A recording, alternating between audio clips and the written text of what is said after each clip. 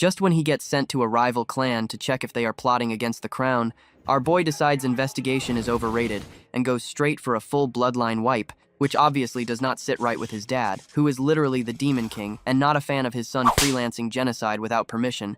So instead of praise, he gets instantly nerfed and thrown into the human world with a strict no powers, no killing policy, like he just got banned from his own game, and now the former menace of the demon realm is forced to live as a regular human, doing regular things, which is basically torture for someone who used to solve every problem by deleting it. But the funniest part is that even with all the restrictions, he still finds ways to use his powers in small, sneaky ways, because once you have lived like a final boss, there is no way you are settling for NPC life. Which brings us to the real question of whether he is about to break the system, regain everything he lost, and claw his way back to the demon world, or if he is going to get stuck living a long, boring human life where the only thing he kills is time and his own sanity. Everything stands still. Outside as a castle is under siege, bodies littering every inch of the pristine white floors.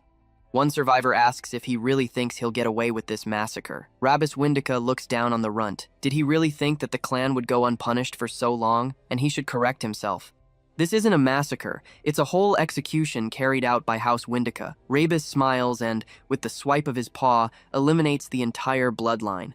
Instead of being cheered as a hero, he is brought in chains before his father, who tells Rabis that instead of finding evidence for treason, he went ahead to wipe out the entire clan. How can he disturb the balance of the demon world? Does he even have a brain? Or is there only mush swishing inside of his skull? This old man is Rabis's father, Demon King Windika. Rabis reminds his father that the Heliga clan was after them. It's only because the old forces refused to act that he had to dirty his own hands. His father reminds Rabis that he can't be an executioner. He can't dish out justice. There are proper procedures and laws. Rabis just coughs, reminding his father that only darkness can swallow darkness. He had to do what he had to do. His father narrows his eyes. He is not pleased with that response. Rabis even goes as far as to tell his father that the nobles are controlling the order of the driven realm. His father looks away in disappointment. Rabis goes on and on about how the clan deserved their extinction for going against their throne. Is that not why he was sent as an investigator? To act in place of the cowards hiding behind his cloak. His father closes his eyes, realizing there's no need to talk anymore. His punishment has been decided by the 12 elders. He sentences Rabis to live among the humans. Rabis's eyes widen. He trembles at the thought of living with those disgusting beings. But his father has already made up his mind. Rabis's powers will be sealed, and he will live among the humans. All of the elders boot up their magical circles, teleporting him to the human world. He screams in agony as 3 rules are laid over him. He must live a natural life and complete his lifespan, and can't turn himself alive, and he must not kill any humans. If he breaks even one of these rules, his soul will be erased. Rabis wakes up with a start, realizing that his horns and his rocking six-packs and muscles are all gone. He's been transported into the body of a weak human, and for some reason, it hurts all over. A girl zooms in, crying her eyes out and burying herself in his chest. Another woman arrives. Rabis realizes that this must be the host's mother and sister. He curses for being sentenced to live in the human world. A stern man arrives, telling Rabis to go back to school now that he's up. His mother tries to calm him down, but he doesn't even look at Rabis. For some odd reason, Rabis is excited. He likes the guy. It reminds him of a demon. Later, at school, he looks around and is surprised. After all, this is his first day attending school after 600 years. He quietly walks to his class and wants to live a quiet life. He's already bought himself time by crushing the clan. All he has to do is return to the demon realm and take his father's throne, but easier said than done. Their bloodline is in danger. Just then, 2 bullies approach him and start bullying him. Memories flood his mind, and he remembers that the original owner of the body was a spineless coward who was bullied non-stop. One of them makes the mistake of ruffling his hair and pushing him down. Rabis remembers attending school and learning Human 101. They're disgusting beings who will hide their weakness by worshipping both demons and angels at the same time. And all of the demons just look at them as firewood. They should be crushed to the ground. Rabis realizes that this is the time to follow through with his lessons. He grabs the bully's head and smashes it against the table. The other one tries to walk up to him, calling him a little punk and trash-talking him. For some reason, his eyes glow with demonic power. He's surprised he is supposed to be powerless in this world, but for some reason, his power is rising. He looks at his hand and realizes that it's reacting to the curses they were spewing. He makes quick work of the bullies by beating them senseless. He also realizes that the source of human swearing is his mother, so naturally, whenever someone swears at him, he gets a massive power boost. He smiles devilishly, asking if anyone wants to swear at him. Let's see how far his abilities can go. With a creepy smile on his face, he asks if anyone else wants to swear at him. Everyone looks at him as if he's lost his mind. For everyone except for a poor-eyed nerd. He wonders if his bro was always this strong, even asking if he's okay. Rabis knows that this guy tried to help him out. He decides to keep him around like a pet or attendant. Later, the little bro is glazing him non-stop, even asking if he's reincarnated into this world or something else. Rabis freezes, wondering if this bright-eyed nerd has realized his secret. It turns out he's just an otaku, asking if he went to a martial arts world or a game. Rabis side-eyes him, that this guy has figured out who he is. Then he's up to silence him. He remembers walking in hell with his attendant, who told him not to harm humans, or else his soul will be erased, even though Teacher Cynthia told him to crush vulgar humans. The attendant reminded him that Teacher Cynthia is a hater and a racist, and they must not treat humans that lightly. After all, they're gods who overlook death. Rabis didn't get why it's a big deal when humans are always out for each other. He just reminds Rabis that they're foolish, and that's why the demons exist, to govern over hell. And if he kills a human and takes justice into his own hands, he'll be extinguished. Rabis was full of himself. As a demon god, it's not like he would end up in the human world. And here he is in the body of a weak high schooler at the bottom of the food chain. He wonders how he can make them shut up if he can't kill them. The nerd, on the other hand, wonders if reincarnation is an option that he can opt for. He would love to wake up in another world. Rabis realizes this poor sap really wants to meet the truck coon. He can smell the desperation clinging to him. They continue to talk about reincarnation and how Rabis was amazing back then. Later, he returns to his room and realizes his powers are returning. Whenever someone curses at him, he gets a massive energy boost, and with that, an ego boost, realizing there's no limit for him. That's when his body decides to hit him with a backflash. Rabis wonders if he'll even be able to sleep with all his muscles aching, but 5 seconds later, he's passed out like a drunken sailor. The next day, he meets up with the nerd. All because of his last fight. No one wants to pick on him anymore, but Rabis doesn't like that. He wanted to run the fate and test his powers. It's as if the heavens have heard his desire. A delinquent walks up asking if he's responsible for messing up his little bro. Rabis realizes it's time to run the fate, and instead of being scared, his eyes widen. He's looking like a kid in a candy store. He excitedly follows the delinquent to the back alley, and Nerd wonders what kind of person is so excited to get his ass whooped. Later, they meet up behind the building. The delinquent wonders how he should beat him up. After all, he can't let this slide. His little bro was banged against a desk in front of the class. He even asked Rabis if that's what his mom taught him, but instead of backing down, he smiles creepily, telling the delinquent that he indeed learned it from his mommy. The delinquent wasn't expecting him to turn out like a freak. He tries to swing at Rabis, but Rabis just grabs his arm, and his eyes burn with crimson energy. He even starts praying to his mother. Glad that she blessed the human tongue with curses, he swings at the delinquent, beating the stuffing out of him. To everyone's surprise, everyone tries to jump him, but Rabis just smiles. The more the merrier. He gives everyone the beating of a lifetime, and Nerd squeals like a little girl. When Rabis is finally done, only bodies lie around him. He starts thanking his uncle, the demon of violence, or granting humans violence, when his mother gave them curses. Nerd looks at Rabis praising his uncle, wondering if he really respects his elders or something. A rat looks at him from a corner. It turns out the rat is a surveillance device used by his uncle. He's glad that his nephew likes his present. Someone whispers that instead of a forbidden seal, Rabis has a demonic bloodstone in his body. It's to be seen whether that's for the good or for the worse. His uncle is looking at the highlights of his fight, laughing as if it's the best dream he's ever seen. To think that his nephew would wipe out the entire Hiltgarth clan.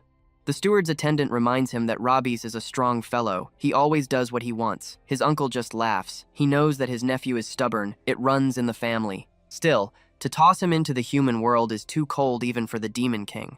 The Demon King only wants to make him submit through force. The human world is supposed to be the worst punishment a demon can get in this realm, so it won't be easy for Rabis to adapt there. He's not Mahoraga. He also remembers bullying his nephew, wondering when he grew up to be such a world shaker, troublemaker. It's also the reason why he gave him the demonic bloodstone.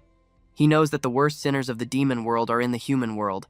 The attendant shows all of the demons residing in the human world, the scumbag of hell. And it's only inevitable that Rabis will face them. He needs to be prepared. His uncle reaches out to the ball of darkness swirling around him, looking forward to his nephew's exploits. He hopes that he can finally experience true darkness. It's as if his prayer has been heard, because our boy is really facing true darkness. Nerd smiles. It was cool watching him fight as if it were in a movie. Sion wonders why Rabis is crying his eyes out while eating spicy curry. It looks like even demons can't handle Indian food. He tries to look cool, saying that he's sweating from his eyes. Nerd really wanted to order from the beginner menu, but Robbie's wanted to go to hell mode. All of a sudden, Sion's phone starts ringing. It's a call from Jin. His face turns pale, and Robbis notices something's up. Sion excuses himself and tells him to enjoy his food. Later, he runs to a back alley where an 11 by 10 goth mommy is busy putting on fresh ink on her latest victim. She smiles sadistically and writes something in Japanese. Just then, Sion arrives, trembling like a leaf. The freaky goth asks why he is red. She tells him to come in and take a look. Sion's eyes widen as he looks at her latest victim, struggling to get up. The word thief is written over his forehead. She whispers into his ear that that's what happens when she doesn't get paid back. She laughs hysterically, asking Sion if he's sure. How about their little promise? Robbis trembles. She's not the type of goth to give him ara fun time. She's the type to flay him alive and ask if it's fun. He winces, and she dangles her ink pen closer, asking if he wants a fresh coat of ink as well. If not, then he needs to listen clearly and get that project over. She doesn't want any mistakes. Later, Sion is furiously typing on his keyboard, conflicted if he should go through with it or not. Robbie's, on the other hand, is writhing in pain. His whole body is on fire, and his stomach is rebelling against him. Instead of popping a painkiller like a normal person, he throws off his rabicette and starts doing push-ups, ready to turn this stickman physique into a demon powerhouse. The next day, Sion is conflicted, looking at the app he has created in his hand. It's way too dangerous to hand it over to anyone, but what is he supposed to do? When Rabis grabs his shoulder, he squeals like a little girl. He looks at Rabis, wondering if he should ask for help, but decides against it. No matter how strong he is, he can't go against the mafia. Just then, a girl walks past Robbie's and starts crashing out. Sion looks at her face and squeals like a little girl again. Derek notices traces of demonic energy, and as she is hauled to the infirmary, he looks at a demon signal on her arm. Rabbis recognizes it as the clan symbol that he eradicated. Later, he walks up to the infirmary, and when the guard asks him for his identity, he uses his demonic power to grant her forgetfulness. She loses consciousness and sits down. Even though his powers are temporary, he can still do this much. He then asks the girl the meaning of the symbol on her hand. She resists, but when she realizes who she is against, she trembles in fear, for he is a living demon. Realizing that Rabbis is a real demon straight from hell is enough to convince her to talk.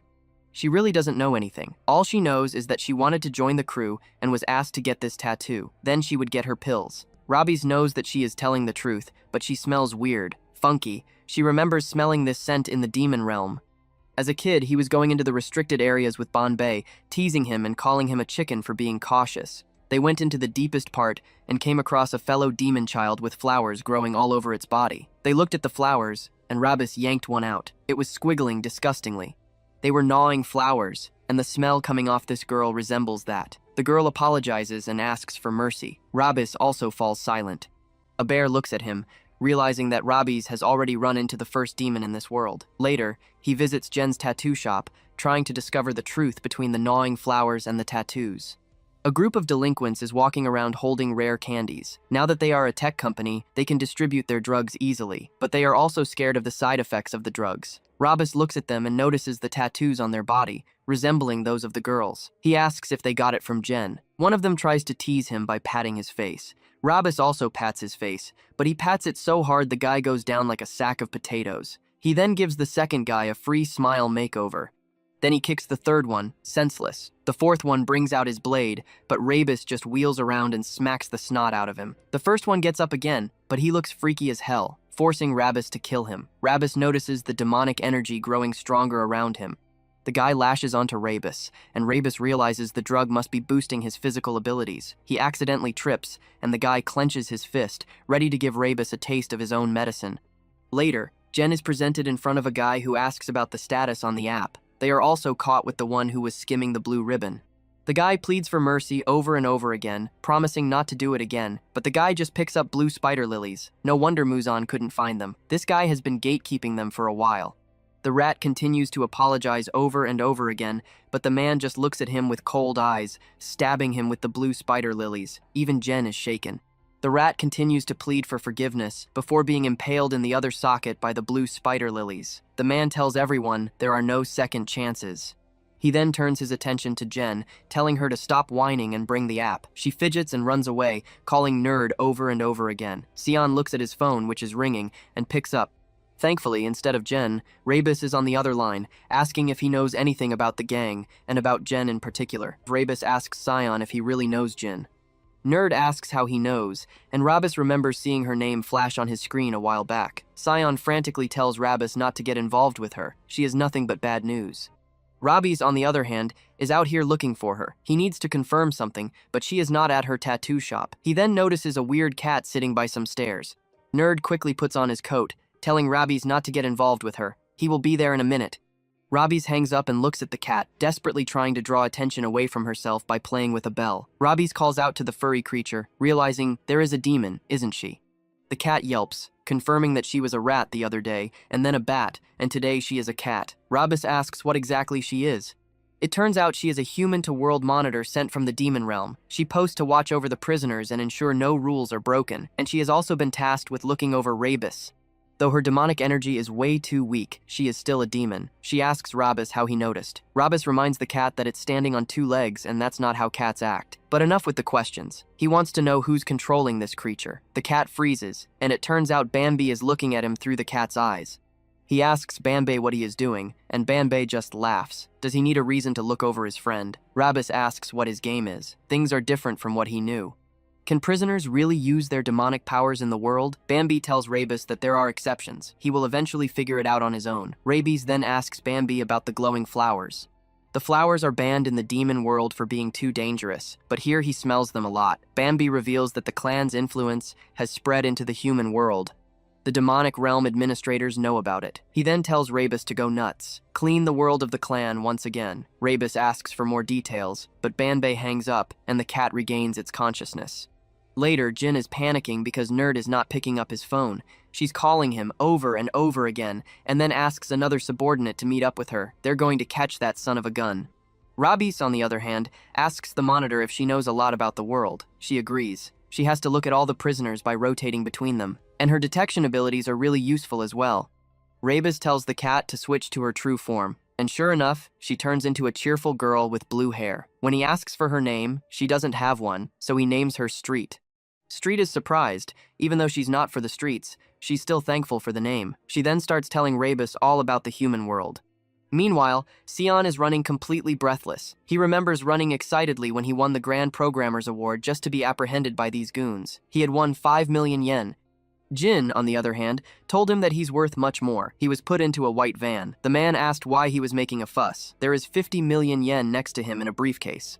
All he needs to do is sell his app. Sion refused, but the man reminded him of his place. He has other ways of making him agree. After all, this is a white van. Sion hurries along, but accidentally bumps into Jin and the goons, who decide to make him pay for his little stunt. Jin is not happy about the stunt he pulled. She locks him up in a room, telling him to manage the app in here, and if he tries to get any smart ideas, he'll be losing that pretty head of his. They'll be watching him 24/7. Sion curses his fate, and one of the developers wonders if the kid's even gifted. He looks dumb as hell. And how are they going to use his app as a distribution for Blue Ribbon? One of them explains that the app is called I'm Here, a location-sharing app.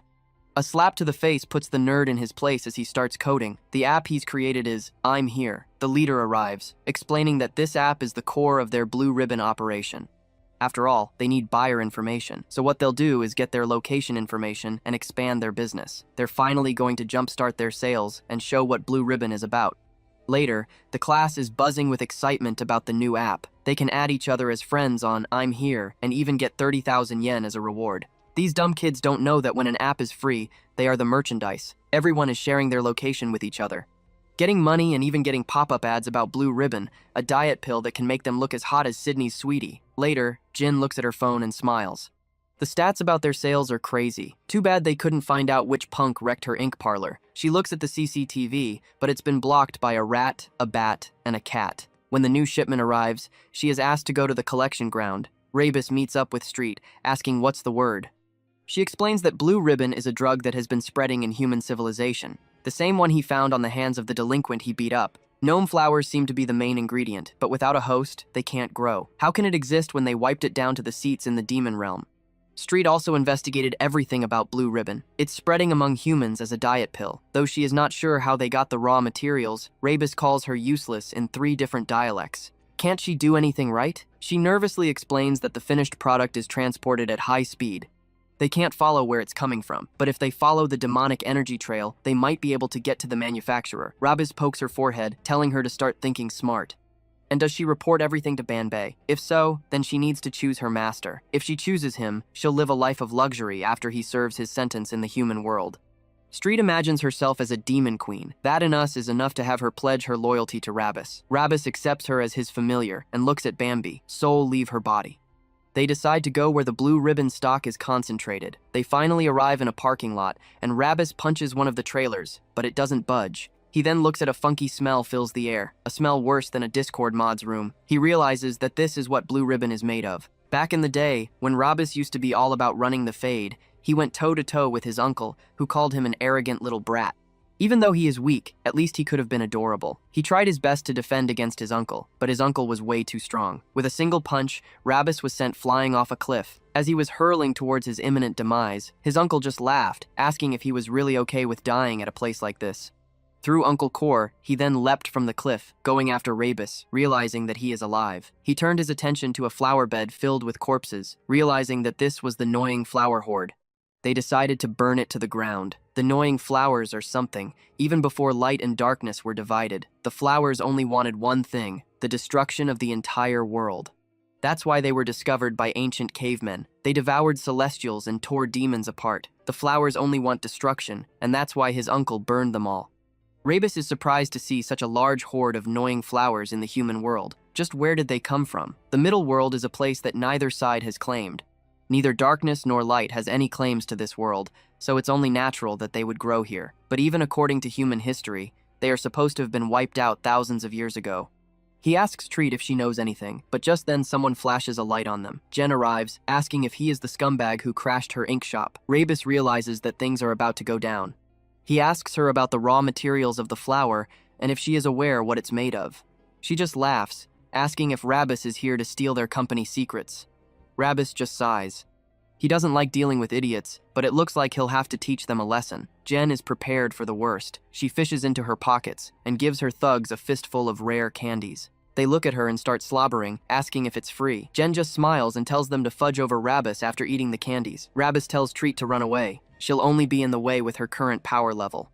The juiced-up maniacs rush towards Rabis, ready to beat him up, but Rabis activates his demonic eye, seeing through their movements and giving them free smile makeovers. One of them tries to stab Rabis with a knife, only to have his face blown away. Another one tackles him to the ground. The biggest one tries to kick Rabis. They are starting to overwhelm him. Maybe it's because they had too many rare candies, and if that's the case, then he needs to juice up his own reserve of demonic energy. He gets into the cargo truck, grabs a pouch full of gnawing flower dust, and throws it at the thugs. The darkness surrounding them is enough to give Rabis a massive energy boost. The more violently they respond, the more his power grows. He punches one of them into another dimension. He then dodges a kick and flips the thug over his shoulder before giving him a free chiropractor session. The biggest one tries to rush towards Rabis, but Rabis slaps the double chin off him, and he goes night-night, hitting him with a German suplex. Jin is shaken, asking, "Who is this guy? Is he even a human or a monster?" Her face turns pale as she looks at the crimson energy crackling around Rabis's eye. A young girl is standing on the stage, ready to perform a ballet dance. The woman looks at her daughter, smiling. With her level, she should be good enough to get into the best ballet company. Just then, young Moo arrives, calling the woman their VIP customer. The woman asks, just who are they to barge into her room like that? Instead of replying, young Moo brings out a jar full of blue ribbon. It's only natural that they're here to deliver a bulk order. She looks at the jar, an error in her reflection, asking, "What is this?" Young Moo asks if she's rattled. They handle big deliveries themselves, so there's nothing to worry about. The woman wonders if there are really no side effects, and young Moo just laughs, asking if she's worried about it only now after she stopped her daughter from doing it and sent her to perform. Sure enough, her daughter is losing her mind, swirling faster and faster by the minute. She starts foaming around her mouth, and her eyes turn bloodshot. Young Moo looks at the recital and smiles, asking the woman how much she fed her. The woman calls out to her daughter, crying, as she continues to dance until she passes out. "Everyone flocks to her, sir."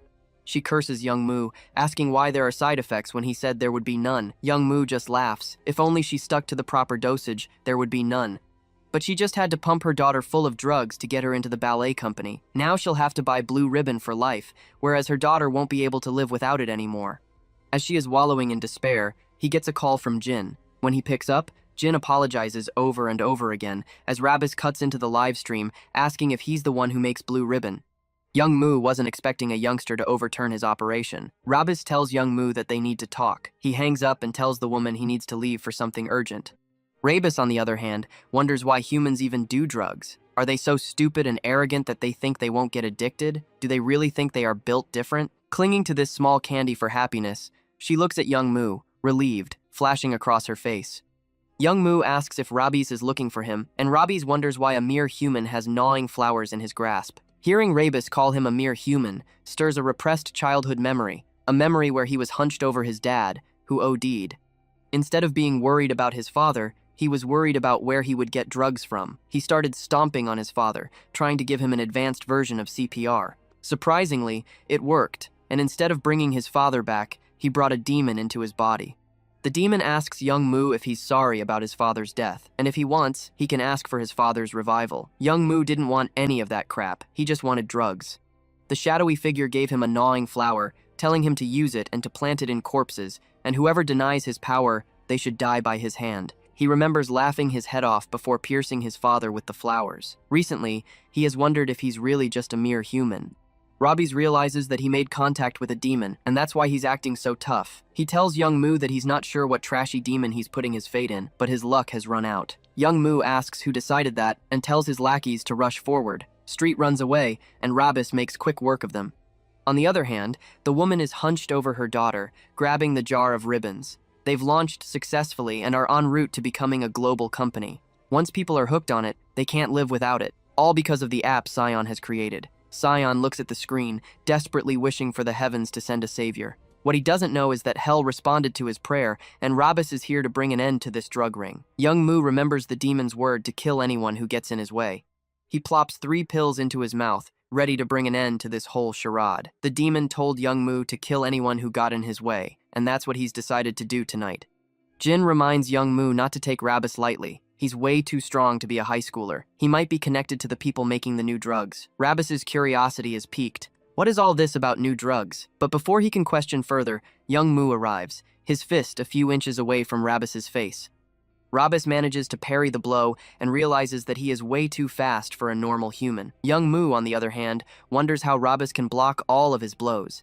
Has he also received blessings from the Great One, the one who is his king? Rabis realizes that the groin flowers and the filthy smell must mean that Bawer, the demon, is behind it.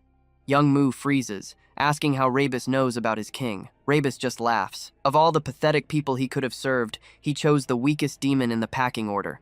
He must have been really pitiful for a weak demon to help him while he was running away. Young Moo crashes out, yelling at Rabis not to badmouth his savior. He unleashes a flurry of punches, but Rabis just dodges them. He remembers wiping out the entire clan and letting one of them run away.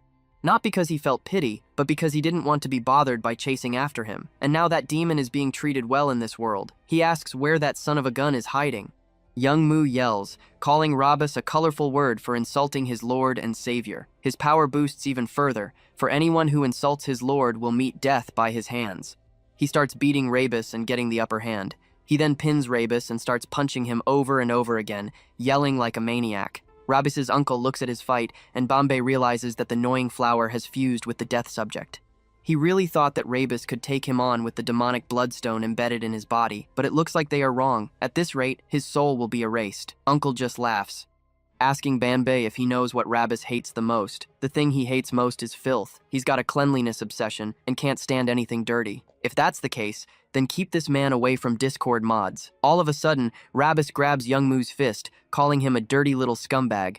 The disgusting smell is too much for him to bear, and it's enough. Rabis looks at his hand and feels as if his powers are returning. A bright burst of energy circles his arm as he zooms towards Young Moo, punching him over and over again. He feels his old self returning. He punches Young Moo so hard that he's sent flying. Young Moo asks who the hell he is, but Rabis tells him to shut that disgusting mouth. He doesn't want to smell his trashy breath anymore. Banbei is surprised, wondering how he is getting his old powers back. Uncle just laughs. Turns out, Rabis was so disgusted that he awakened his old powers. Even with the bloodstone, it should be impossible for him to regain his powers. Reasons Banbei, but Uncle just laughs. After all, Rabis takes after him. Recently, Rabis has him at the ropes, telling the scumbag to consider himself lucky. Young Moo yells.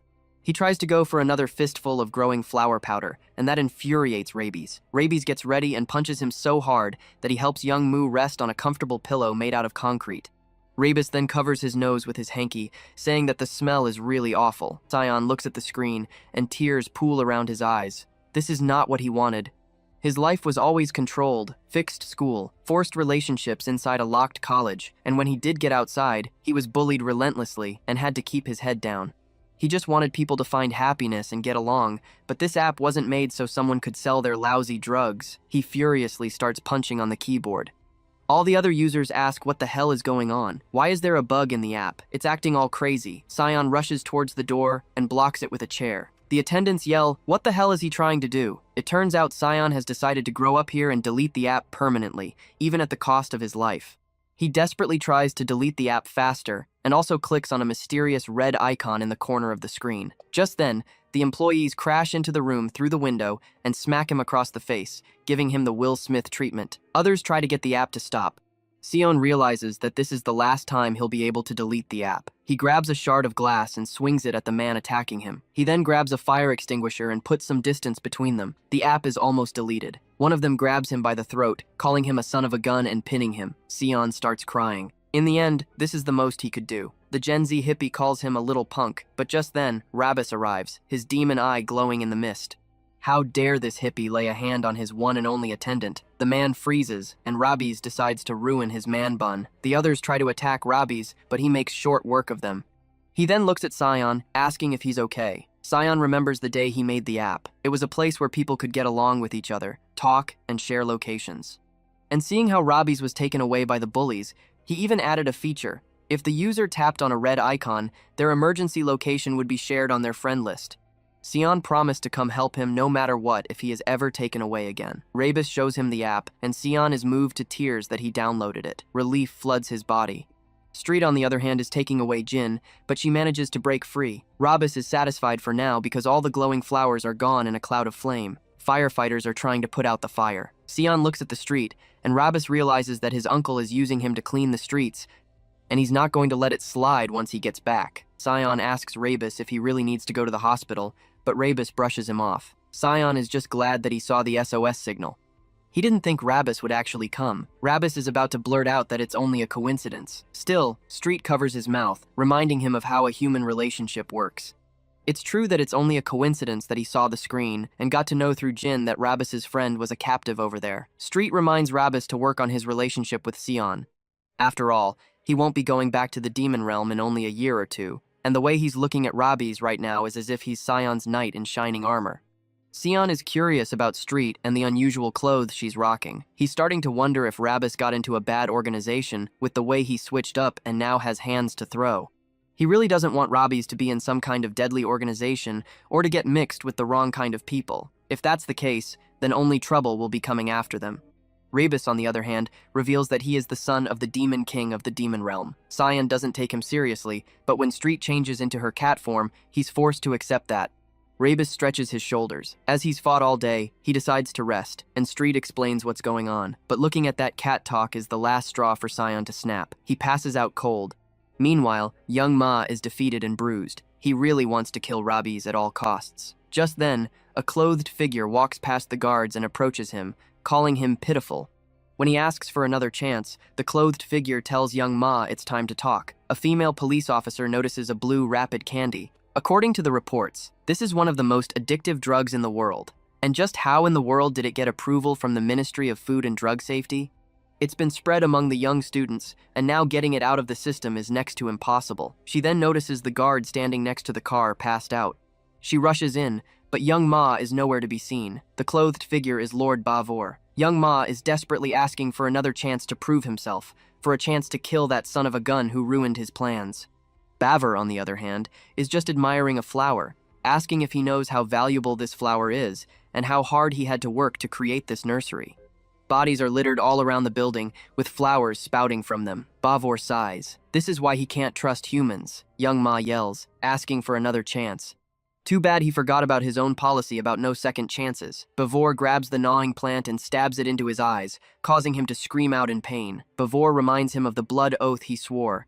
Now is the time to prove his final loyalty. Jin is busy emptying out the storage house. She is trying to run away with the crypto wallet, but a berserker arrives. A blade in hand and craziness in his eyes is one of her many victims. She grits her teeth in frustration and tries to grab a wooden stick to defend herself, but unfortunately, she is stabbed. The man then starts laughing crazily, and Jin tries to get up, but the wound is too deep. She starts crying, thinking that she would die in a place like this. Suddenly, darkness swirls around the tweaker's head. A demon arrives, asking if she is ready for her final resting place to be held. He can't save her, but he'll let her body stay over here. Back in the demon realm, Varkan walks up to his sister, who tells him to come in. Not only was Rabas sent to the human world, but it looks like Varkan is using him for one of his schemes. She turns around, asking how dare he, but he just grins. Nothing bad about using Rabas after all. He is a big boy, and he also has the demonic blood stolen in his body. This sends Rabas's mother over the edge. Having the blood demon stone is like having a GPS signal in his body. Does he want the entire world to know that he is the Demon King's son? Varkan tells her not to be so crazy. He should be trusted more. But she furiously claps back that the world will not be kind to her boy. Their world is on the brink of crashing to the heavens. A tiny crack can make everything collapse. Varkan still believes that Rabas is stronger than she believes. After all, he is as aggressive as he is, and he is even better at fighting. Rabas's mother bashes him in the head, saying that's the problem. He is way too aggressive for this world, and if something happens to his soul, they are going to die with him. Varkan angrily calls out to Banbei, asking him to whip out a spell to have all the sisters in the world be erased. Banbei looks at the siblings, quarreling, wondering how Rabies even managed to grow up in a place like this. Later, Sion is still visibly shaken. He is finally starting to believe that Rabies is a demon. Rabis agrees. That's what humans call them. Street is just happy to be included in the demon category. Now that Sion has found out, he wonders if he is going straight to hell. Rabis wonders what he's worrying about. Hell is a really fun place, and no one will lay a finger on him as long as he is with him. After all, he is the Demon King's only heir and Sion's master. Sion is not ready to accept Rabis as his lord and savior. Rabis, on the other hand, can't wait to get back, to give Banbei a fresh dose of revenge. Sion then wonders about his real friend. What happened to him? Street explains that he was destined to die anyway. They only used his body to serve Rabas's sentence. Sion persists in his lips. He didn't expect his friend to pass away like that. Rabis, on the other hand, doesn't understand why he is making such a big fuss when they will all meet up in the demon realm again. Sion still can't believe he is guaranteed hell, even though he lived a good life. Rabas tells him it's not too bad. After all, it's a really fun place. Street starts messing with Sion, saying that human flesh hangs from every corner and screams echo through the realm.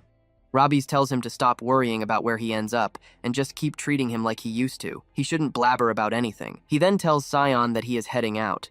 Later, he returns and sees his sister holding a lovely cream cake. It turns out it's his birthday, and she's been working with their mother to arrange this surprise.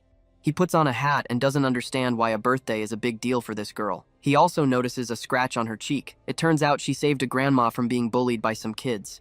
Rabas finds it strange that she tried to help someone when she is a weakling, but as soon as he takes a bite of that cake, he feels bliss wash over him. It's like nothing he's ever had. Just then, his father barges into the room, punching one of his attendants and smacking away his wife. Rabas's sister yells, telling him to stop. It's not Mom's fault that he was aged during a ceremony. He looks at the cake, and his face darkens. How dare they prepare a cake when he's just been humiliated publicly? He then turns to Rabas, but, looking at his stoic expression, he just storms off. The entire kitchen is a mess, and Rabis is furious that his cake was demolished. He's way too arrogant for a human. Later, the congressman is angrily wondering why young Mu is not answering his phone. He really needs his support to win the elections. His attendant tries his best to track him down, but Rabas's father is pissed that he has to reach out to young Mu whenever he needs support. Just then, an attendant barges into the room, saying that a video showing Minha has blown up. It shows Minha standing up to tugs while saving a grandma and getting hurt. The man laughs, deciding to use it as publicity footage. Up in a luxurious skyscraper, a guy who has been done dirty by his barber and a beautiful woman are called out. A woman looks at Rabas's sister on the TV, asking who she is. She asks Han Young who the girl is. This is the face she has been looking for. After all, they are most in need of a new body, and a human body ages far too quickly. It wrinkles and withers. It's only natural to want to find a new vessel like this girl's. Han-Soo smiles, calling her a lovely little doll and wondering what kind of sound she'll make when she breaks. Her video is blowing up all around the internet, and people are favoring Jung, their father, for the mayor candidate position because of Minha. Jung is glad that Minha is his ticket to success. Turns out the kid he looked down on was useful after all. He decides to line up charity work for her to highlight her good qualities even more. Just then, he gets a call from the CEO of Nox Entertainment Industry, Young-Ju Han. Young-Ju is interested in Minha after her video. Jung smiles, calling Minha a hidden gem because of all the support he's getting. Later, Rabis learns that the original owner of this body had a stepdad who was a mayoral candidate. He asks for all the details about his so-called family. Jung reveals that Minha always got along with him and cared about him like a brother. Rabis remembers his uncle telling him to take care of those who stand beside him. He also remembers how he would tell Rabis to rely on him in Banbei. As they're walking down the alley, they come across Street holding a letter. It's from Banbei, who tells him that he's done a great job and he should catch Bavor as well. He'll even get a present soon. Rabis rips the letter in fury. How dare that son of a gun use him like a tool? Sion tells Rabis that his father will really win the elections and become mayor at this rate. Rabis is just interested to see how a guy like that can get to own the whole city. Sion clears the air that it's not owning it, but rather running it. Rabis compares his greed to Cenarius, a demon in hell that is the embodiment of gluttony and keeps eating on and on. He's fired as hell. Some even mistake him for the demon of America. Rabis is still conflicted if he should help Minha or not. They rise at his place and look at Hansu and their mother talking sweetly to Minha, asking her to join their entertainment industry. Jung is all for it. After all, he's getting support from such a prominent figure. But Rabis is still suspicious. He looks at Minha, and the old cougar tries to greet him warmly, but he just coughs. Jung yells at him to say hi, but the woman tells him that it's fine. Rabis remembers his uncle telling him that he'll always be on Rabis' side. After all, there are a lot of demons who want to aim for the ruler's position, and as the Demon King's sole heir, he is the successor who will inherit it all. He needs his own people. Little Rabis disagreed. Relying on his own strength was always his way, but Wartek just laughed. One day he will realize that he needs people that he's drawn to. And that's when he will start to change. Back then, he couldn't understand, but now he's getting the gist of it. He asked Minha if she really wants to go to Nox Entertainment Industry, and if she's being forced, she needs to say the word. He'll take care of it. Rabis asks Mina if she is doing it of her own free will. She freezes and remembers her dad beating the stuffing out of her mom, calling her ungrateful and grabbing her by the hair, threatening her for custody. He reminded her that they are registered under his family name, and if she tries to leave, she'll have to leave without anything to her name. Mina tried to stand up for them. They still have what Grandpa left them. But Young just clapped back, calling her a useless girl. This comeback called out to Mina, telling her they won't be able to survive in this. After all, when something is in his hands, he won't ever let go. Presently, she musters up her courage and tells everyone she wants to give it a try, but on a condition. If she starts making money, she wants it under her own name. Everyone freezes as she steals her resolve to make sure she can get her brother and mother away from this monster. Jung excitedly agrees, and the woman agrees. They're ready to sign the contract. Their mother, on the other hand, is conflicted. Is Mina really okay with her decision? Mina smiles reassuringly, telling her to trust her. She also thanks Rabis for worrying about her. Later, Jung-ju travels back in her car, obsessing over how perfect Mina looks as her new vessel. Her gaze, her beauty, and her eyes are all top grade. Hansu, on the other hand, wonders about Rabis. He doesn't seem ordinary at all. Young-ju asks Han Young what she thinks. Han Young also senses something special from him. He doesn't feel human. Young-ju wonders if it means that he is a demon tracker or something. This excites Hansu, who wants to take care of him personally. Young-ju just smiles, promising to let him have his fun after they get Mina. After all, the moonless night is almost here, and once they complete the ritual, Mina will be hers, and he can do whatever he wants with Rabis. This excites Hansu. Han Young, on the other hand, accidentally calls her Mara, and her eyes blaze with fury. She reminds the girl not to call her by that name. She is now Young-ju, and will be reborn as Mina. Not even the great Demon King and the 12 black seats will be able to stop her once she goes through with the ritual. Later, Mina arrives at the agency, and is introduced to the entire team. The entire team smiles kindly for a moment, but just as Young-ju leaves, a girl with orange hair starts giving her a hard time, even smacking her across the face and drawing blood. What she doesn't know is that she's infuriated Young-ju. She's steaming. How dare she lay her hand on her perfect vessel? Later, Street, Rabis, and Sion are having a meeting. Rabis is suspicious about Young-ju. They seem way too calm under his gaze, and Street reminds Rabis that the longer a demon stays in the human world, the easier it gets to hide their power. But Rabis still insists that he should have been able to spot them. Sion whispers that if that's the case, then he should have found Bavor as well. This infuriates Rabis, who tells Street to ship Sion to the demon realm so that he can go through Hell training camp. Sion whelps, telling them to stop bullying him.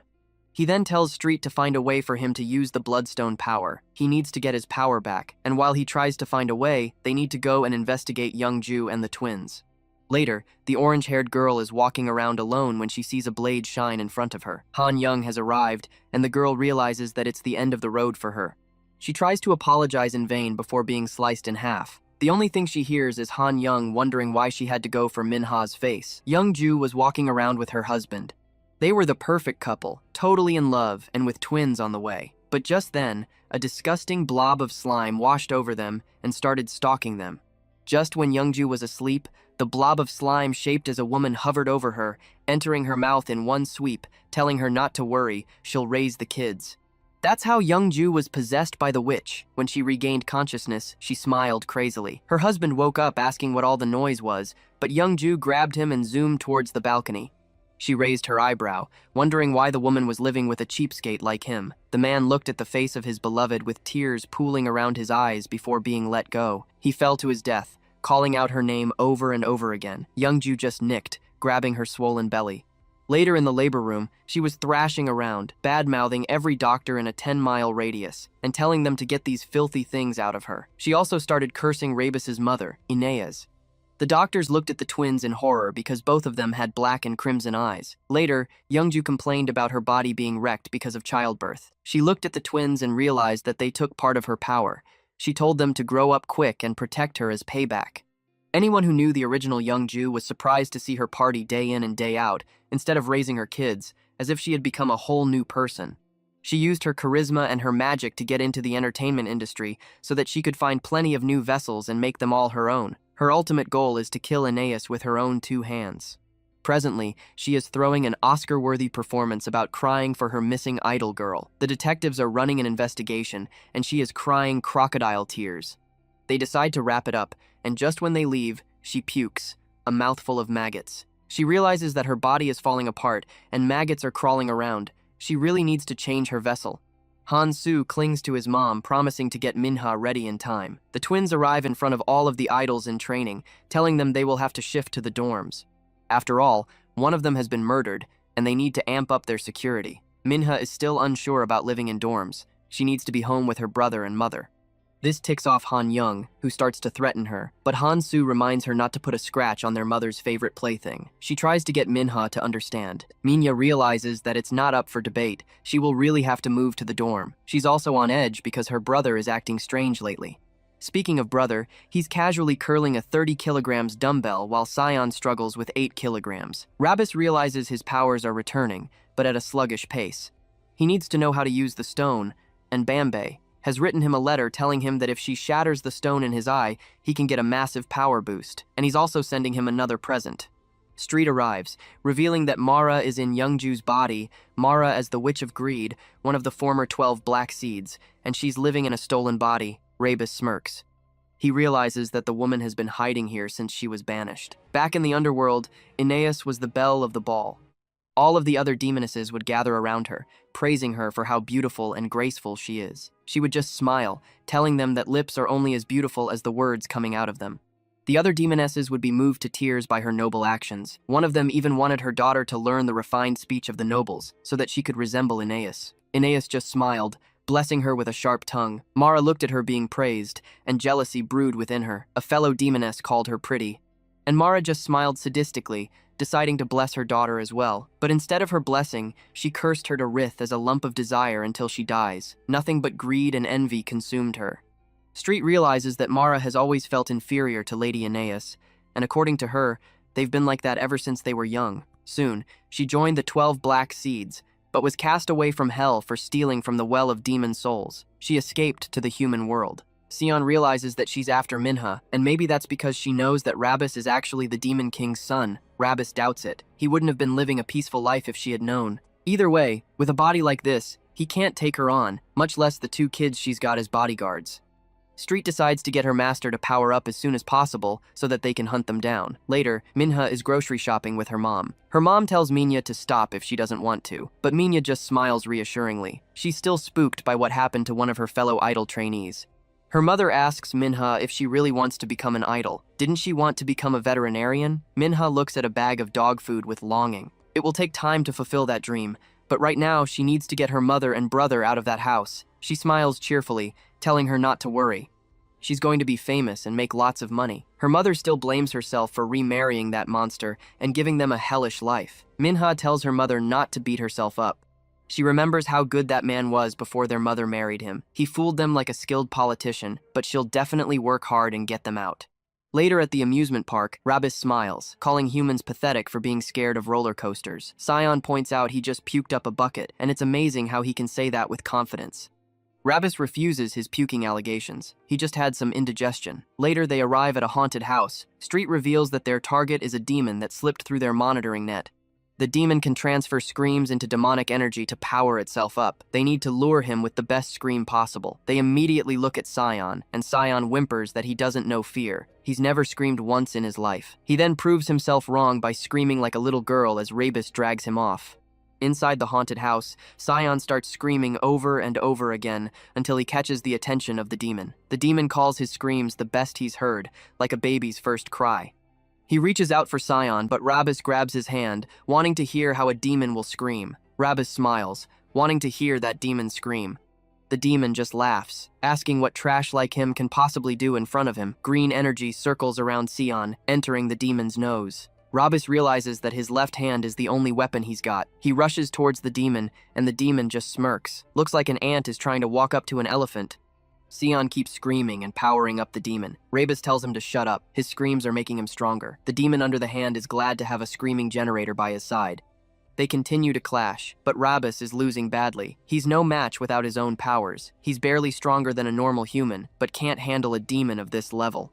The demon grabs Rabis and creates a sword out of energy. He then points it at Rabis's red eye, as Rabis calls him a primitive, unevolved demon monkey. The demon doesn't care about words or inserts and impales his eye. Time seems to freeze, and dark red shards of crystal fall around him. All of a sudden, Rabis's vision clears up.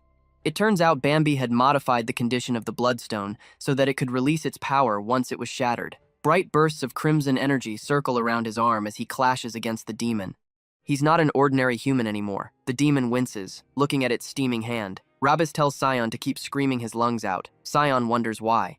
It will only make the demon stronger, but Rabis tells him to stop asking questions and just do it. Sion decides to put his fate in his friend's hands. He has no other choice but to trust his judgment. He kneels deeply and starts screaming his head off, boosting the demon's power. Rabis activates the seal on his legs. He feels power coursing through his body as the demon continues to power up. Rabis smiles, for he knows that the demon gets sluggish once he eats a scream. This is the perfect opportunity to tackle him like a quarterback. He zooms towards the monster, ready to hear the sound of its scream. He hits the demon with a knee, ready to split his skull. Now that the bloodstone shell is cracked, he can feel his own energy coursing through his body. If he keeps absorbing the evil from demons, his power will return quickly. The demon is absorbed into his eye like a vacuum. The power is incomparable to human evil. Now that the bloodstone has been released, all he has to do is absorb one demon after another. Sion still can't believe that the demon was absorbed by Rabis. Rabis just laughs. It looks like he'll be turning into a demon hunter. They're ready to move on to the next. Hands Hung, on the other hand, he's looking at Manhwa with disgust, telling her to unpack her things and not to go out until practice time. As the door closes, she purses her lips, trying to gather her resolve to do what she needs to do. She's been monitoring Manhwa all this time and asks Han-Soo if he will still be by her side if she switches bodies. He just smiles, promising to be with her until the end. Street notices the stench of blood and realizes that her master has regained his powers. She starts glazing him like crazy. Rabis tells her not to overdo it and just point him to his next target. Then they can track Mara and deal with her. They can power up along the way. The next target is a demon that targets the smoke and evil coming from human lungs. Basically, someone who mooches off smokers and vapors. Rabis grabs the vape demon, bringing it to an alley and engulfing it, though it smells foul. Next up was a demon that fed on the stamina of drunk humans. Rabis is not too happy about sucking up all of these disgusting, stinky demons, but he has to do what he has to do to survive the streets. Sion didn't know that there were so many demons in the human world. Rabis reveals that humans escape into the world and lose their powers. They then start replacing it with something, and they might disappear. Sion is visibly shaken that possession is real. Rabis looks at his hand and realizes his powers are enough for now. He creates a saber of crimson energy before putting it away. It's not a full summon, but it's still something. Street, on the other hand, is hanging in her bat form and spots a maggot. She picks it up and feels Mara's power lingering in it. She quickly hurries along, showing it to her master.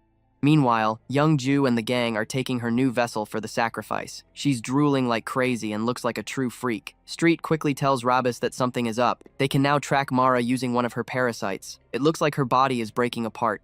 If parasites are coming out of it, it means that she needs a new body pronto, and a demon soul can last long in a human shell. Maybe that's why they're after his sister. Rabis is annoyed that that old hag is even older than his mother and is still trying to be cured. Sion wonders just how old Rabis is. Rabis is not sure, but remembers seeing the pyramids being built and his uncle boasting that they are being built in his honor. He was quickly corrected that they are building them for Ra, the lord of the celestial realm, and his uncle crashed out that he even beat that guy up and he's still being worshipped.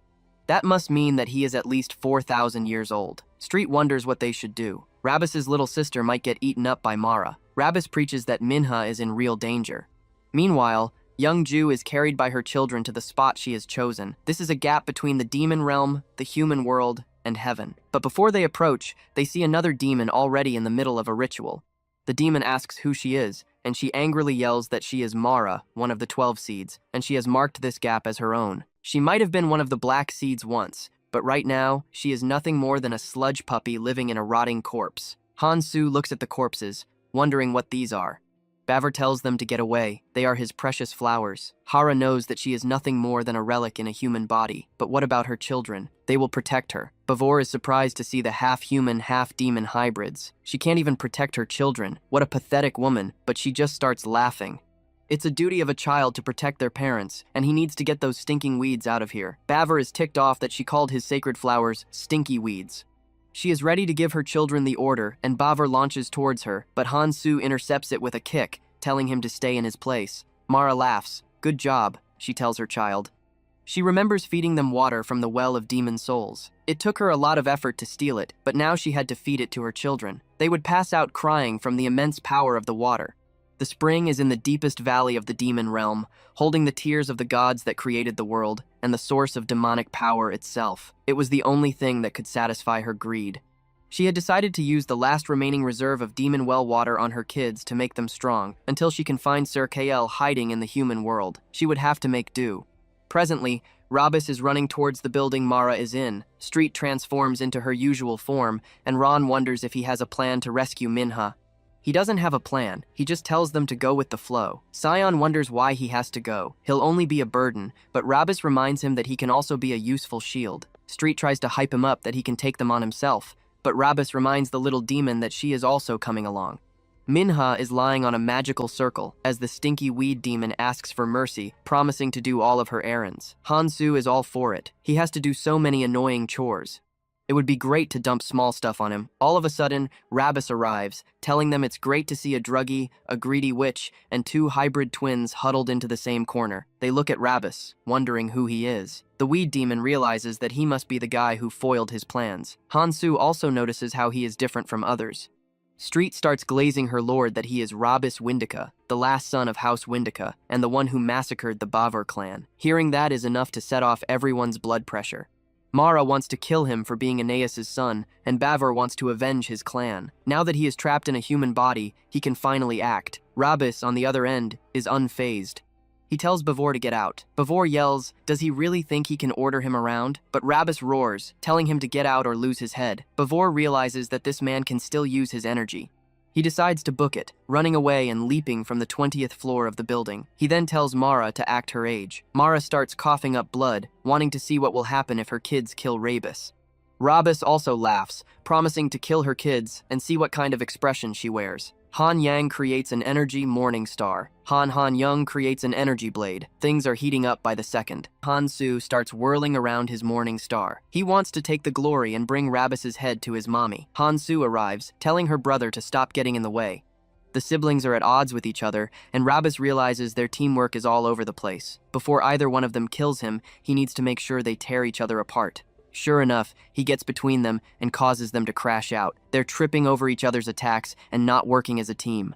Hansu is really cocky, and Hansu is too cunning, the perfect combination to split apart. His sword clashes with Hansu's. He manages to overpower both of them with his superior skills. He then coats his blade with crimson energy, but even after mixing blood packs, he can't make a dent in their defense. He looks at Hansu throwing away his morning star, ready to cut his tongue out. He manages to evade the blow by an inch. It still grazes him as Hansu rushes in to deliver his head to their mommy. He swings her blade, but he manages to slip between the strikes. Hansu also arrives, ready to beat his brains out with his morning star. Hansu tries to overpower him with her sword, telling him to die over and over again. He realizes that even though he's regained his power, he's not strong enough to take them both on. He needs to provoke them and make them more predictive. All he has to do is tell Hansu that his sister is better, to send him into a frenzy. He starts banging his morning star against the pavement, closing the distance between them. Hansu wonders why he is rushing in all alone. He tells her to shut it. He's going to bring this bastard to their mommy first. Rabis just looks at them with cold, calculating eyes. He manages to dodge the blow, zooming between his defenses. Mara, on the other hand, is yelling, "How dare a street-level demon call her ugly?" Street tries to block the blow, but there's no way out. Sion rushes towards the barrier containing Minhwa. He tries to get through, but it's too hot and cold. His hands start burning, and he pleads with Minhwa to open her eyes. At one side of the arena, Street is fighting Mara. It should be impossible for Mara to get through. Sion is then thrown away by the shield, and he looks at the palm of his hand. They're all burned. After all, he's only a human, but he remembers the great times they've shared. He vows to break her out with the power of friendship. He activates his plot armor and starts banging against the barrier over and over again. On the other side, the Street is on the ropes. Even with a rotting body, she can still attack this heart. So, no wonder she was a former 12th seed. Street is then impaled by 2 energy arrows, and Mara laughs, telling her to watch closely. This is what happens to worms. She pleads with her to stop, and tells Sion to run away. Sion, on the other hand, is trying to use his own fist to break through the barrier. Before he can make a dent in the barrier and use his power of friendship, he is brought face to face with reality when a pile of sludge pins him to the ground. Mara just laughs, promising to use him as nutrients, and he needs to just sit tight. Sion tries to struggle against the sludge, but it's of no use. She then starts the ritual and starts chanting. Energy circles around them, and Rabis realizes things are turning bad. He tries to break through the twins using his crimson blade. He manages to create an opening and run away. Han Young and Han Su rush towards them. All of a sudden, threads wrap around Han Su's body, and he is taken away by someone. His son Jin has joined the fray, taking Rabis's side. Mara, on the other hand, is busy going through a really disturbing ritual. She is barfing up the sludge from her mouth into Minhwa's. As the sludge enters her body, her eyes widen. She smiles creepily, for she has found the perfect vessel. She looks at her young arms and her supple skin. "What an amazing sensation," she whispers. Rabis realizes it's too late as Han Young clashes against his blade. Jin, on the other hand, is losing herself to those beautiful lips. Rabis manages to dodge another strike. Jin tries to get a grip on herself. She realizes that if she steps in, Rabis might actually look at her. She imagines his handsome, demonic face. She can't stand just admiring him from a distance and needs to act. But before she can do anything useful, Han Su wriggles away. Han Su looks at her brother wriggling away, and Rabis notices an opening. He swings his blade, but she parries it. Just then, Han Su manages to crawl up to his mommy. She frees him and asks where he went. He complains about being jumped out of nowhere, and she smiles, twirling around and asking if he likes what he sees. Sion can't believe that this witch really took over Minhwa's body. Is it over for them? The Street is also pinned against a pillar. Rabis is the only one left standing. Street reveals that it's a moonless night, and there's still a way to reverse the ritual, but they need to get it done. If the night passes, they won't be able to get it done. Just like that, Rabis's priorities completely shift. Minhwa reaches out to Rabis, calling her Appa and telling him to save her, but it turns out it's only Mara messing with him. She smiles creepily, asking if she sounded like the real deal. Rabis is infuriated beyond belief. Sludge arms wriggle out of her t-shirt. She's ready to kill them all. Han Su rushes in with his morning star, ready to beat them into a bloody paste. Rabis feels sorry for himself for not being able to handle a half-breed. As the king of curses and a demon lord, it looks like his career is about to end. After claiming his sister, she walks up to the Street, ready to eat her up as well. But just then, a tiny purple egg spawns next to her.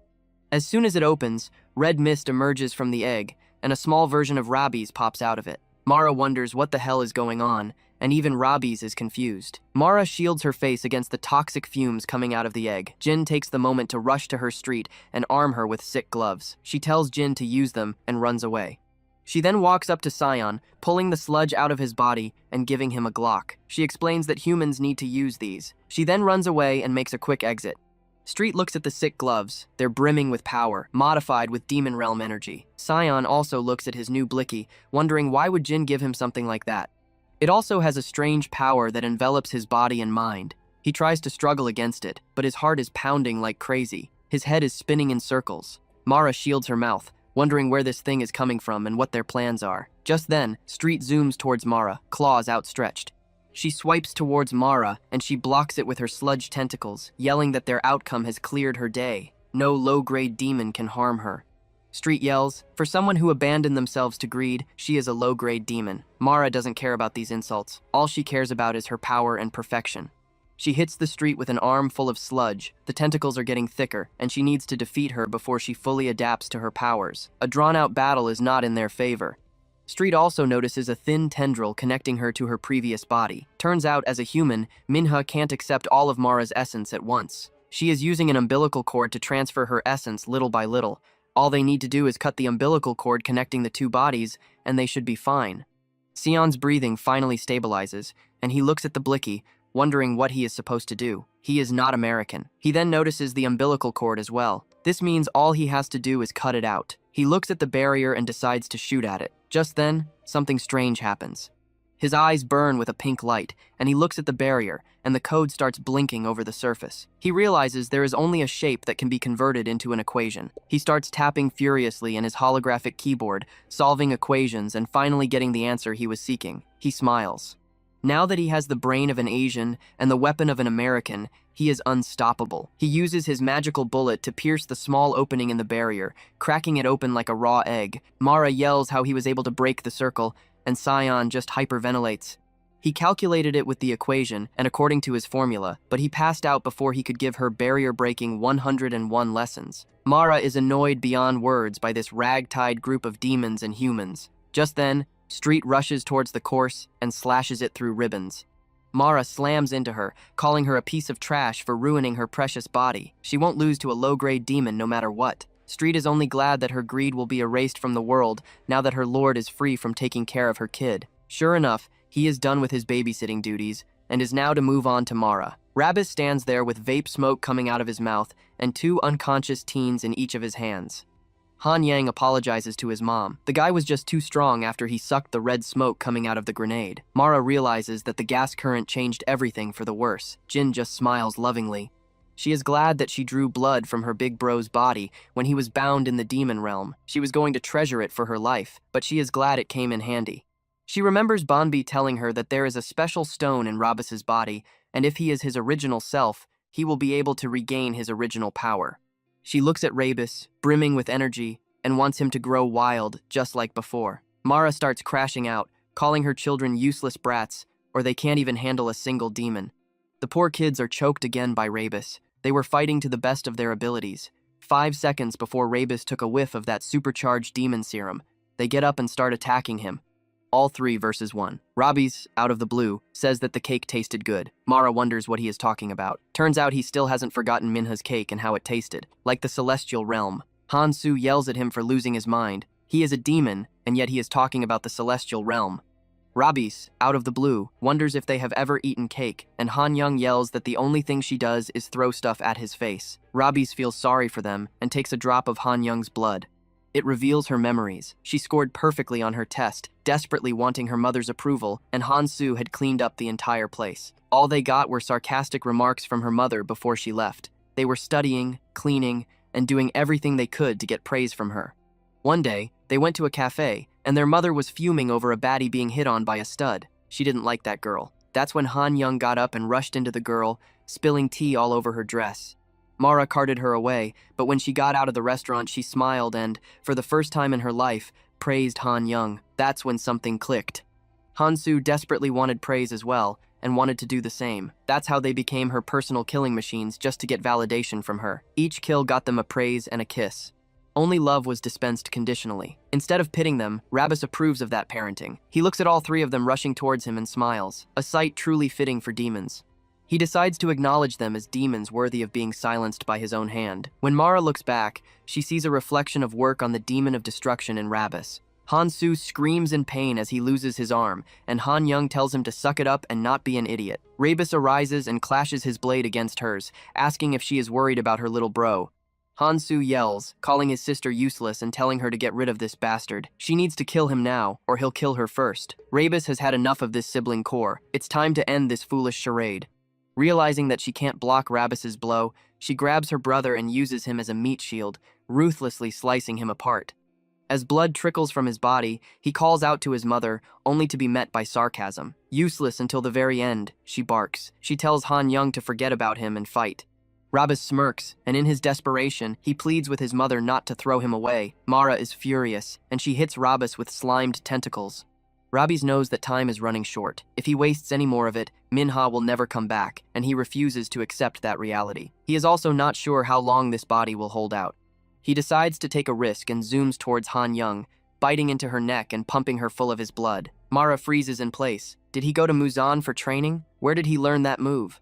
He has forced her body to absorb as much of his blood as possible. He then boosts his power to reach Mara in a single second. Mara tries to defend herself with multiple tentacles made out of slime, but to no avail. He manages to cut through all of them, even though his body is breaking apart and every muscle is spasming. He zooms towards Mara and manages to slice off her disgusting umbilical cord. He then tells her to come out of the body herself, and he will let her live. He even swears on his daddy's name. She realizes that he must be worried she will blow up the body along with herself. As long as she survives, she can always find another host. She smiles menacingly. The heir of her great demon lord won't swear on his family name in vain. He tells him to drop the sword, and she'll come out. As promised, he puts away his blade, and she shoots out of her mouth. But Rabis morphs his hand into that of a demon and grabs her slimy form. For someone who sat in the 12th seat, she sure is naive. Did she really think that he cares about honor? The only honor he has to protect is his own, he whispers as he yanks her away. Mara screams, squiggling around like a slimy little snail. Rabis calls her pathetic. Minhwa loses consciousness, and Mara screams at him to spare her life, and she'll do whatever she wants. Rabis just smirks, but Handsome grabs her blade with trembling arms. For a moment, hope shines in Mara's eyes. Her daughter might be able to strike him down, but before she can bring down her blade, Hansu arrives and stabs his sister, telling her not to hog all the praise again. Looking at the siblings die without any reason is enough to send her over the edge. He just blew their only chance to live. Rabis can't believe that they died after calling for their mommy over and over again. Mara is still begging over and over again to have her life spared, even going as far as to claim that she's really tight with his mother. They're practically sisters. Street can't believe that her children are dead, and she's still thinking about herself. But to Mara, she can always create more rugrats and crotch goblins, but she needs to live to do that. Rabis has had enough of this charade. He kills her in a single strike. In her dying moment, she can't believe that she's been humiliated by her rival's child. She can't accept it. But Rabis is not asking for her acceptance. He stomps her on the curb and absorbs her essence, gaining a massive power boost. He also looks at his hand and changes it back to a human hand. Though the power's smell is really bad, he decides to tough it out. Street feels bad for the siblings. If only Mara hadn't crossed into the world, they would have lived normally. Rabis is not sure. After all, parents can be just as bad as demons. Take his father, for example.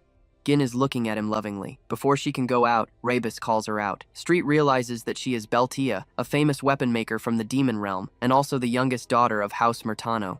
She is extremely talented and a prodigy in weapon making. Rabis wonders why she followed him here. She stutters, saying that she is his present and is now leaving. Street realizes that our boy is famous among the demon ladies. Rabis then realizes that this is Bambe's doing. He has put Beltia's soul into Gin's body, and that annoys him. Street reveals that among all the noble ladies, the most shameless and wildest one is Beltia, a famous stalker who is always behind Rabis, and it's clear that she has Gin's face right now. Rabis licks his teeth in frustration, realizing that that bastard, Banbei, must have put Beltia's soul into Gin's body. Things are just getting annoying. He wants that bastard, Bambi, to serve under Street once they get back to the demon realm. He wants her to work him to the bone. Street stutters. How could she order a high-ranking demon? But she starts coming around, wondering how long she will get to be the boss. Rabis promises forever. The sun is dipping in the demon realm. Varkan asks Aeneas if she's proud of Rabis for putting an end to Mara.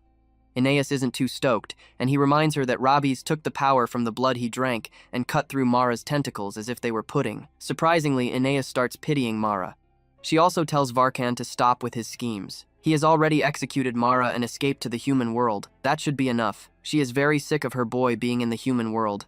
Varkan starts teasing her that she seems fine holding tea parties, then kicking back and relaxing. He also puts his faith in Rabis. Now that he can use his true powers, no one can put up a fight against him. Aeneas narrows her eyes, wondering what they are plotting. Varkan immediately freezes, saying that the great demon king doesn't know anything about it. Aeneas finds it hard to believe that they transplanted a bloodstone into Rabis's body, and the Demon King didn't find out. Her eyes widen, and she realizes that they are using Rabis to catch Morgath. Their realization is enough to get her to choke Varkan. She puts him in a half Nelson. How dare he try to use his nephew to catch the biggest criminal of the demon realm? Bombi looks at them, wondering if siblings are just haters. He also wonders about Morgath, the demon god of the end, who returns all existence to nothing. When the winds of death blow, heaven, hell, and the human world will return to nothingness. And Morgath is trying to devour the human world and reshape the demon realm. Bambi tells Morgath to wait a little longer. Rabis is definitely coming for him. Presently, Rabis is looking over his sister. Now that he has repaid his debts, he decides to live his life. Just then, his mother barges into the room, asking Manhwa if she is all right. Rabis tells her that she got hurt at practice. His father starts yelling at him. How dare he let such a precious body, who is going to be a superstar, get hurt? He is even suspecting his wife and son of pulling a fast one over him. After all, whenever Manhwa goes online, his PR campaign boosts. He tells the secretary to post a video of his daughter, who was stalked and attacked. That will get even more views and sympathy. Rabis is ticked off by this trash bag running his mouth, and for the first time in years, his mother takes a stand, telling him to shut his yap hole.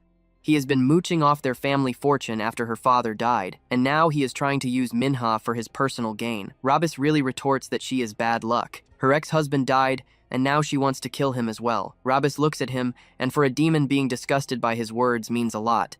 He really is itching to kill this human, but manages to restrain himself as his mother tells him to shut the hell up. She doesn't want to get the kids hurt again. She also tells Jung that she is not on a leash anymore, and she won't back down. From here on, she will be the hand choking his neck.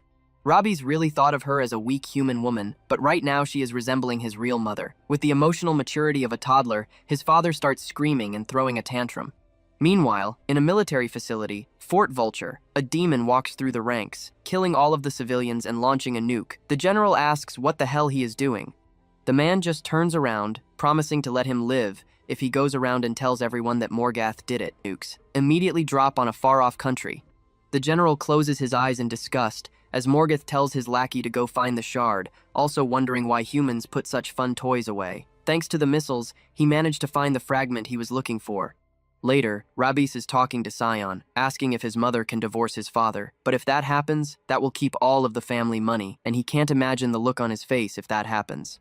Rabis angrily grumbles that money is really important to live comfortably in the human world, and he is itching to kill that bastard with his own hands. But that's impossible. He is looking at Sion for some sage wisdom, but Sion has nothing to offer. Rabis tells Sion that he is the smartest person he knows. Not much of a compliment, considering that he only knows his family and Sion. But the whole drug distribution app thing has put Sion on high standards. He then looks at a pink plushy beer, handing out candy. Rabis realizes it's Beltia and tells her to knock it off and go back to the demon realm, but she continues to hand out flyers. Sion wonders, what's up with Beltia? What exactly is their relationship? Turns out, when Rabis was a little demon baby, the great demon king gave his father an eternal flame as a gift. Eternal flame burns hotter than the sun, and even before he opened his eyes, he was burned in it for 21 days and nights to strengthen him. He remembers looking at everything in a pinkish hue as his skin was burned and regenerated over and over again. Later, his father was presented with an artifact, the mouth of Crocodus. It can suck up anyone's false promises and return them as shards of ice as punishment. The great demon king looked at the mask in amazement. It's really a treasure made by Beltia. The Demon King was genuinely impressed by the young demon's aptitude for crafting. He even envied her father for having a genius while he was stuck with a powerhouse drug rat. Then Masks helped Beltia's father secure an exclusive contract for weapons making. Later, her father praised Beltia and told her to get to work. She is their finest craftsman. That's when they came across little Rabis, struggling and yapping about all the noble territories turning into a sea of blood. If anyone dares to stand up against the throne, he'll crush them. Aeneas was trying to strangle Rabis, telling him that his idea about no forgiveness sounds good, and he'll be handed over to his merciless uncle for punishment. That was when Beltia felt something for the first time in her life. She then started taking over the forgery, crafting weapons day in and day out. She didn't even participate in girl gossip. Once Beltia's father rises to a black seat position, she can leave the forgery. Everyone wants to see Beltia leave, and they should go together to see Prince Rabis at the Great Castle. The mention of Rabis's name is enough to bring a smile to her face. She's been living in the foundry, looking at the maids' relationship and hearing their love stories. She was born in the foundry and lived her life inside, working in the smelting heat. using her knowledge to boost the Demon Lord's army weaponry. Her grasp over alchemy grew with each passing day, and she lost control of her old alchemy once. Crimson flames engulfed her as her maids tried to get her away. She reached out for them and, in her desperation, accidentally burned them to a crisp. They were vaporized on the spot by the strong, flickering flames. She cried her heart out, but only ash and skulls were left. Her heat started burning stronger and stronger and melted them away. She stood over the corpses and cried her eyes out. From that point on, demons and weak power could no longer come near her foundry. Her father, on the other hand, was proud of her for becoming a flame itself. However, she wanted to leave. Her father told her absolutely not. She was told to stay here for the rest of her life, or else she would be stolen by some other competing family, and their family would go into ruin. The final nail in the coffin was when his father asked her if she wanted to kill more innocent demons just by being near them. That's when she decided never to go out with a heavy heart. The only friend she had was the order forms that were placed by her father. Every day she started crafting weapons and her own self started to meld with the darkness. That's when Rebus arrived with Bambay.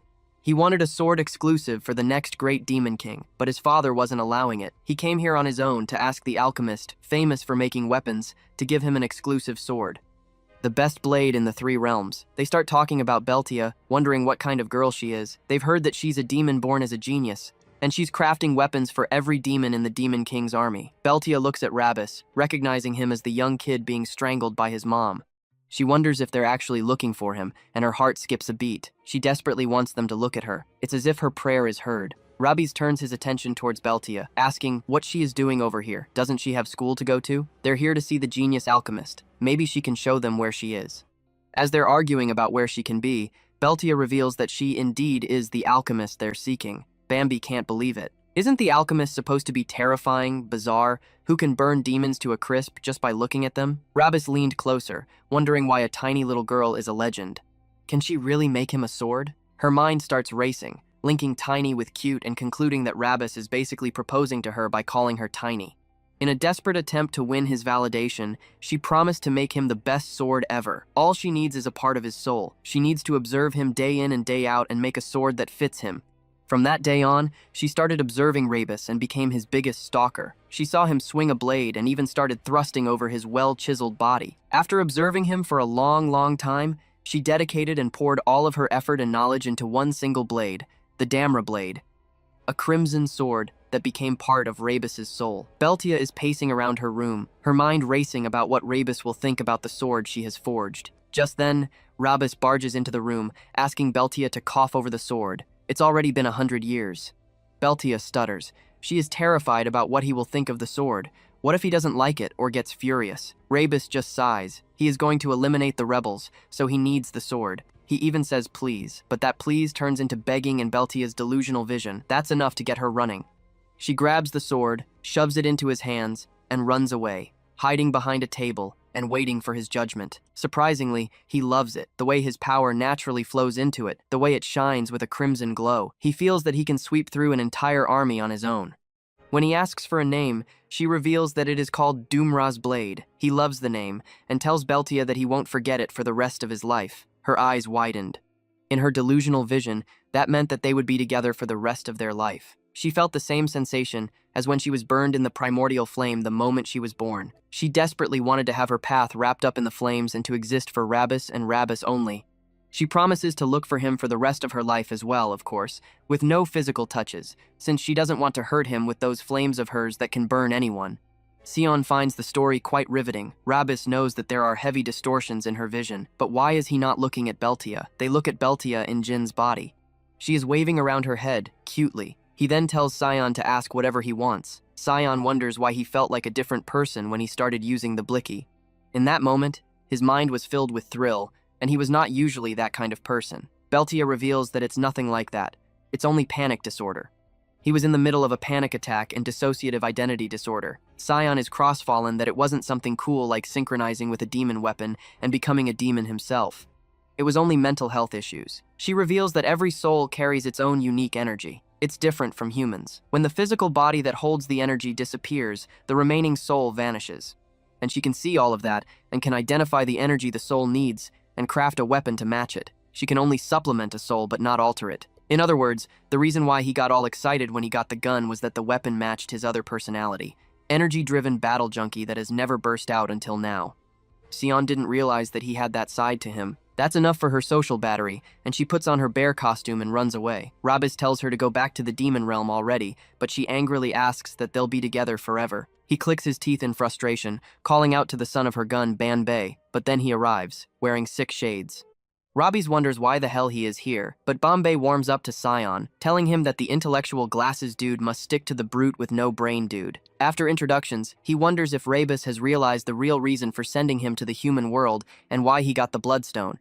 Rabis still assumes it's because he is a criminal and the son of the great demon king. Banbei scoffs. It looks like his brain is only there for show. Morgan has been imprisoned in the human world a long time ago, but he is starting to move. The worst creation of Sir Cahill, that's what he is trying to carry out, to annihilate all 3 realms together, which is a casino. Someone is going for the Rabbi spot over and over again, but failing. He isn't Hikari because he has dumped all his life savings into it for 3 whole days and still didn't win. A voice tells Namuja to calm down. The cloaked figure hands him money to use it, and Namuja spins the machine once again. In the meantime, he is told that something pressing is waiting for him. Just as expected, he doesn't hit the Rabbi spot, and the guy next to him hits it. Namuja is ticked off and is about to hit him with a hollow purple, but the cloaked figure reveals that Rabis has appeared in the human world as a prisoner. He flicks his fingers and immediately sets off explosions, exiting the casino. Just according to plan, Namuja knows that Rabis is here and is about to act. Presently, Rabis asks if his father's uncle has teamed up with Banbei and sent him down to stop Morgath. He still has his original body, while Rabis is in a meat puppet. How can he defeat the primordial demon? One beer reveals that Morgath is not a full demon either. He has remodeled his body to be that of a hybrid human demon, kind of like how he has the bloodstone supplementing his demonic energy. Rabis wonders why him. One beer reveals that he is the only one who can throw hands at Morgath and return safely. But if it were known that the child of the great demon king came down through official means, the Celestials would view it as an act of war and start a pointless battle. He wasn't told about it first, because he would have thrown a massive tantrum. Now he is supposed to finish off Morgath as a half-baked demon hybrid and prevent a war between the celestial and demon realm.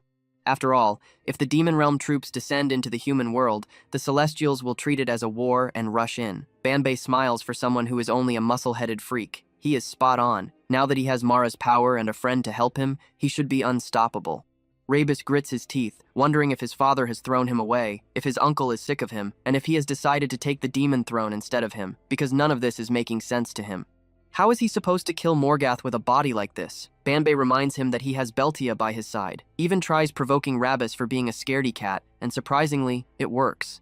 He vows to kill Morgath with his own 2 hands. He also wonders about Beltia. She is annoying, and he wants her back into the demon world. Banbei reminds him of what kind of family she belongs to. She will be safest by his side. Just then, an invitation drops in front of Sion. It shows a jester card, telling them that they are invited by Namuja, the guy who broke out of prison. As soon as Sion touches the invitation, they are sucked into it through a vortex, and Banbei just smiles, telling them good luck. They are transported to a casino. Rabis looks around and tells Sion not to touch anything. Sion, on the other hand, wonders what will happen if they win money over here. Rabis angrily wonders if his other personality is trying to come out again. The gambling den is where they will make bets with their life, and their heads go straight to the gallows if they lose. After all, 1 chip might cost him his life. Up in the air vent street, in her mouse form, cursed. She used to be the warden of the human world, overseeing prisoners and dishing out punishments. Now, all she had were chores and grunt work.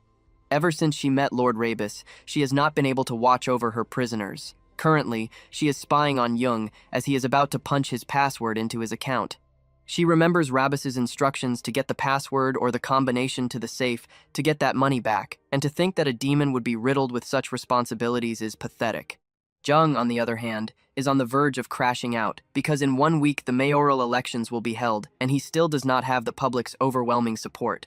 He looks around as the secretary bursts into the room, and the poll results have completely flipped. It turns out he only has 48% of the votes, where previously he had around 90%. It has something to do with a construction company that has affected their approval rating. A workplace accident turned his popularity upside down. Jung starts crashing out with the emotional maturity of a 5-year-old. He throws away his iPad, asking why everything is going south. The secretary explains that they were holding first place thanks to Manhwa, and Jung inhales sharply, realizing that he will have to dirty his hands to gain popularity. He hits up President Hong of the construction company, telling him that he will have an exclusive construction contract. After all, they are supposed to help each other out, and it just so happens that he is short on words, and wants to grab some sympathy votes. As he gets the gist of it, he hangs up laughing, saying that the little gangster has grown up, calling himself a construction head, when the only construction he does is tying cinder blocks to his victims' legs and letting them dine with the fishes. He then tells his instructor to inform his wife and the construction president about her location. He will handle it from there. Street realizes the gravity of the situation and rushes away, desperately trying to get the information to Rebus. Jin, on the other hand, is yawning, and she is not too happy about her situation. Just then, Banbei arrives asking what she is doing over here, and Beltia calls him a little son of a gun. She is burning with rage, and it just so happens that she wants to vent it on him. Banbei wonders why everyone is so touchy nowadays. Beltia complains that she has been reincarnated into the body of a well-known criminal. Wherever she goes, she comes face to face with her victims. Rabis was put into a rich family's body, and she is broke as beans and hated. To top it all off, she starts ruffling her hair, wondering what on earth the girl was doing before dying. Banbei just laughs, saying Jin was trying to find her crypto wallet before crossing over, and he apologizes for not letting her find it. Beltia does not understand what it means to have a crypto wallet, or what a few coins will even do. Banbei tells Beltia that it is good that she has a fresh start. She can work for herself and not her family, and she can do what she has always wanted in this life. She can work when she wants and where she wants. Beltia freezes, then looks at the bear costume, and immediately starts crashing out again, asking what kind of dream it is to be a bear mascot and get steamed inside the costume. She starts shaking him violently, and even throws him over her shoulder. She then wonders about her original body, and if it was shredded properly. Bambi agrees that it was shredded down to the last nail. She smiles sadly, and wishes that it had been burned instead. At least it would have been used for flames. Street arrives, rushing towards them and asking where the hell Rebus is. With broken words, she conveys that his mother is in danger, and his father is going to run her over for sympathy votes. With no time to lose, they decide to act fast, but sadly, Rabis and Sion are inside the sealed envelope. They need to move quickly and save his mother. Back inside the envelope, both Rebus and Sion come face to face with the crackhead gambler who promises to devour them. Rebus can't believe that Namuja has lost his dignity and his bank balance since the last time he saw him. Namuja just laughs, even though he looks like a crackhead on steroids. He wonders what that is supposed to mean. Rabis regrets not putting him in prison to let him reflect and repent. Instead, he is wasting himself away in this casino. A small fry demon tells Namuja that Rabis can use his demon powers even in his human body. Rabis notices Bavor and clicks his teeth in frustration. He should have squashed this bug when he had the chance. Bavor, on the other hand, is full of confidence that Namuja will defeat Rabis. Namuja does not care that he can use magic. So what? He has been winning at any of the slot machines, but he still hit a Rabis spot by going against Rabis. Let's start their little betting session. Namuja was once an executioner of the demon realm. He did not look like a crackhead, but a badass demon with a mohawk. The man was a lean, mean, executing machine. He erased criminals without a trace, and any demon that resisted arrest would lose their head before they could say one Mississippi. A demon was brought before them. The charges included forceful absorption of a low-class demon, using forbidden gang signs and making illegal hybrids. That kept on repeating, Edward. Namuja just smiled, sentencing him to the death penalty that was to be carried out immediately. The demon tried to reason with Namuja, even breaking free of his shackles, and he tried to attack Namuja. Namuja just grabbed his sword and swung, putting an end to his trashy existence. The best quality Namuja had was his lack of emotions. As an executioner, that was his greatest strength. But at some point down the line, he started gambling, and that is when things turned sour. He started obsessing over probability and luck, even mistaking the power in his hands as a game. Namuja started flipping his judgments based on bets. If the criminals rolled the dice before getting executed, they had a chance to walk away scot-free or lose their heads. He remembers the first prisoner he tried it on. He told the prisoner that if he won, he would go away scot-free, but if he lost, then they would lose their head. Surprisingly, the prisoner managed to win and leave with their life intact. Namuja just smiled, reminding them that they were saved by a dice. If Namuja lost the bet, he released the criminal, and if he won, he would smile as he severed their heads. He started relying on luck over and over again, even sentencing innocent demons that did not know any better to the death penalty via gambling. He would coax them for petty theft and using portals, so that instead of taking the punishment, they could roll a dice for a chance to go without any punishment or to lose their head. When the demons would want to just serve their punishment, he would slap them, reminding them that they were in no position to refuse. He started feeling the fever, sentencing innocent demons that just visited the human world out of curiosity to death if they lost the bet.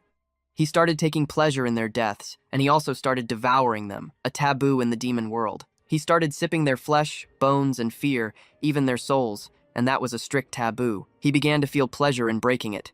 Namuja was no longer an executioner, but a thirsty predator with a gambling addiction. When news of his crimes reached Rabis's ears, he personally decided to take care of that bastard.